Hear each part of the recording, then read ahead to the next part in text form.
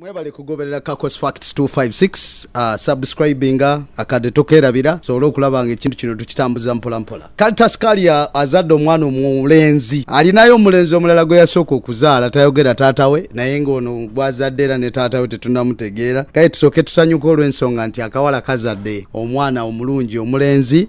Congratulations to Karitas Kario. Ebyenda tujja kubireeta oba oli awo tukuleetere ne pampa mu ngeri yonna. Webale kuzaala ekyo kinene nnyo mu covid muno tufunidemu amawulire amalungi kati awo tukugase ku Henry Tigan Sarongo ne tukugata ku Juliana Kanyomozi ne Juliana naye yazaala mulenzi ne tukugata ku Chosen Beki.